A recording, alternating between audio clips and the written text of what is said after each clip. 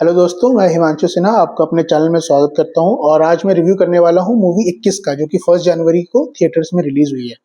तो 21 की मैं बात करूं तो इन्होंने इसको डायरेक्ट किया है श्रीराम राघवन जी ने।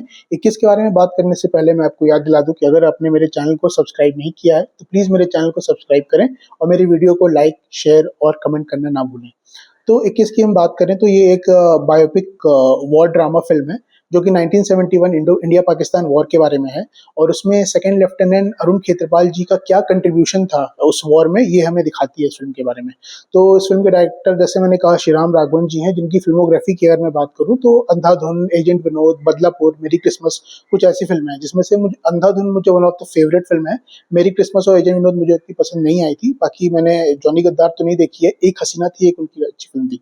तो अगर हम 21 की बात करें तो ये उनके जॉनर से एकदम अलग है। वो जनरली थ्रिलर फिल्में बनाने के लिए जाने जाते हैं श्रीराम राघवन, बट ये एक totally different war drama film है। इसकी स्टार कास्ट की मैं बात करने से पहले अगर मैं इसका रिव्यू एक लाइन में करूं तो मैं इतना ही कहूंगा कि it's a good film with some flaws in its ideology. अभी इसकी आइडियोलॉजी के बारे में मैं क्या बोल रहा हूँ, फ्लॉज के बारे में, ये मैं आगे बात करूंगा। इसके पहले मैं इसके टेक्निकल एस्पेक्ट्स की बात करूंगा।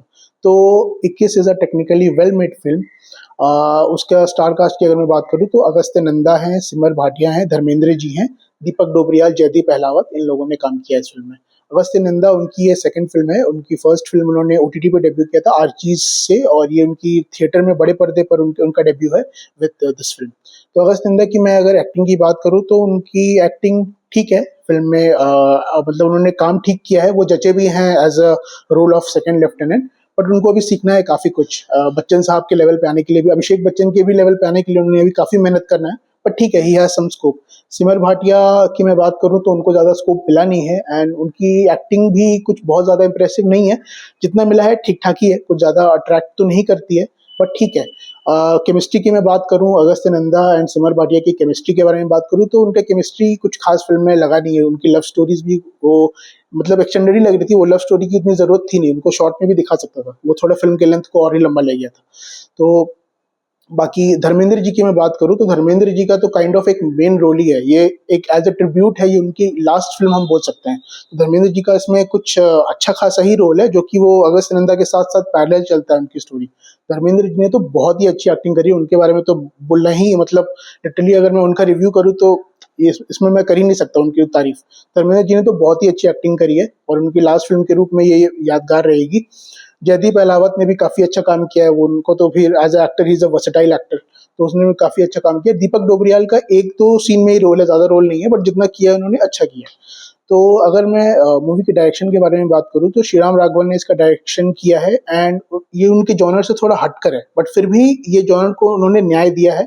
टेक्निकली उन्होंने अच्छी फिल्म बनाई है। ऐसा नहीं है कि आप कहीं पर भी फिल्म में आप इंगेज नहीं हो पाते हैं। फर्स्ट हाफ में कहीं कहीं पे थोड़ी फिल्म स्लो है, जहां पर आपका ध्यान हट जाता है। फिल्म कहीं कहीं पे लगती है कि खींची जा रही है, बोर कर रही है, लेकिन ऐसा नहीं है कि आप ओवरऑल उस फिल्म का ग्रिप छोड़ देते हो। ऐसा नहीं है, आप फिल्म के साथ बने रहते हो एंड तक। तो ये उन्होंने करके रखा है। वॉर ड्रामा के रूप में भी उन्होंने फिल्म अच्छी बनाई है। तो ये तो एक फिल्म है। फिल्म ज्यादा लंबी भी नहीं है, कुछ 2 घंटे एंड 27 मिनट की फिल्म है। फिल्म का जो मैं टेक्निकल एस्पेक्ट्स की बात कर रहा था, उसमें एक उसके सॉन्ग के बारे में बात करूँ, सिनेमाटोग्राफी की बात करूँ तो सिनेमाटोग्राफी भी रियल है। टैंकर वगैरह जो सीन्स दिखाए हैं, सरगोडा का सीन दिखाया है जो कि इंडिया पाकिस्तान वॉर में lieutenant second lieutenant Arun Khetrapal ji का जो टैंक था वो वहां पर गया था, एंड वहां पे कैसे ब्लास्ट हुआ था, उन्होंने कैसे कंट्रीब्यूट किया था, वो वॉर लड़ा था सरगोडा में जाके। तो रियल लोकेशन पे शूट है एंड टैंक भी रियल है। कहीं पे भी ऐसा नहीं लगता है कि सीजीआई या वीएफएक्स का या ग्रीन स्क्रीन का यूज किया गया, ऐसा नहीं है। तो वो रियल लगता है। तो सॉन्ग की बात करूँ तो कोई भी सॉन्ग ऐसा इंप्रेसिव है नहीं, कोई भी सॉन्ग यादगार तो बिल्कुल भी नहीं है। सॉन्ग थोड़ा सा मतलब मूवी में वो ऐड किया गया था, तो वो नहीं भी ऐड किया जाता तो ठीक था, ऐसा कुछ था नहीं। अगर मैं इसकी आइडियोलॉजी की बात करूँ तो इस फिल्म का जो मेन मैसेज है, एट द एंड जो मैसेज कन्वे किया जाता है ऑडियंस को, वो ये दिखाता है कि हमें जो वॉर दिखाता है वो वॉर से लोगों को हानि ही होती है, जो कि अच्छी बात है, जो कि बिल्कुल सही बात है। वॉर से लोगों को हानि ही पहुंचती है और वॉर हमें नहीं करना चाहिए। एक्चुअली वो वॉर से, इंडिया पाकिस्तान में जो वॉर चलता है उससे घाटा दोनों का ही है। तो ये इस फिल्म में दिखाने की कोशिश किया गया है कि आप अमन में रहो, आप पीस में रहो, आप मिलजुल के रहो।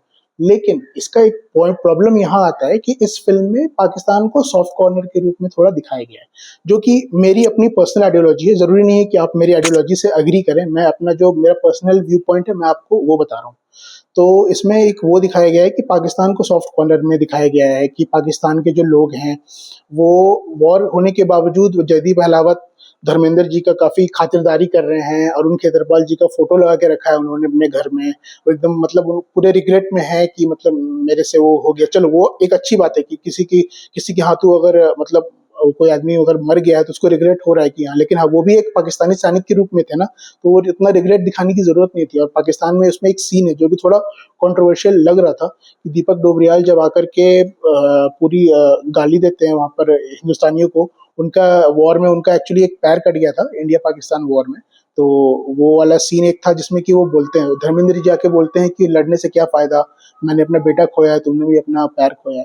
तो उसमें एक इंडिया और पाकिस्तान को एक लेवल पे लाके खड़े करने की कोशिश की गई है, जो कि थोड़ा-सा मुझे कंट्रोवर्शियल लगा। अभी अभी हाल-फिलहाल ही जो लहर चल रही है मूवी धुरंधर की, जिसके बारे में मैं अभी 1-2 दिन में वीडियो डालने ही वाला हूँ एनालिसिस के बारे में। तो वो धुरंधर में आपने डीपली देखा होगा, उसको मैं डिटेल में बात करूँगा। आपने डीपली देखा होगा कि उसमें दिखाया गया है कि पाकिस्तान में बैठ कर के लोग कैसे टेररिस्ट एक्टिविटी प्लान करते हैं इंडिया के खिलाफ। पाकिस्तान की क्या पॉलिटिक्स है, वहाँ की गैंग वॉर क्या है, वहाँ पे इतना डिटेल में दिखाया गया है।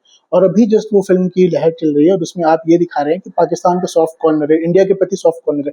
ऐसा नहीं है। वो जो जयदीप अहलावत जी का जो सीन था, वो हो सकता है कि उस फ़िल्म का एक पार्ट हो और उसमें दिखाया है कि based on a true story.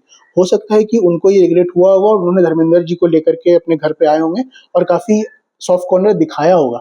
लेकिन आप उसको एज़ अ लेवल आप एग्ज़ाम्पल सेट नहीं कर सकते हो कि ऐसे ही हर लोग रहते हैं, हर पाकिस्तानी ऐसा ही होता है, ऐसा नहीं होता है। अगर हर पाकिस्तानी ऐसा रहता तो फिर हम इतने जो टेररिस्ट एक्टिविटी सह रहे हैं, वो सहते ही नहीं। इतने जो टेरर अटैक इंडिया पे हो रहे हैं, वो होता ही नहीं।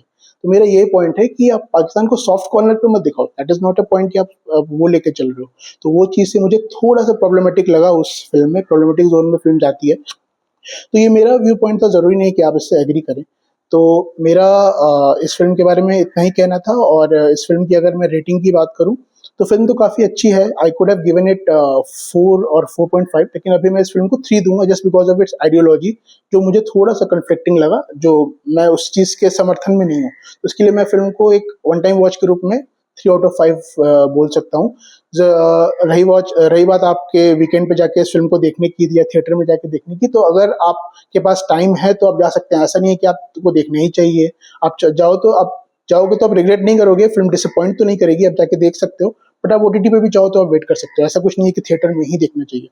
तो ये था मेरा रिव्यू 21 पे और आप मेरे साथ अब मेरे वीडियो को देखते रहो और एक लास्ट रिक्वेस्ट फिर से मैं करता हूँ, प्लीज़ मेरे चैनल को सब्सक्राइब करो और मेरे वीडियो को जितना हो सके लाइक, शेयर एंड कमेंट करना मत भूलना। थैंक यू, शुक्रिया।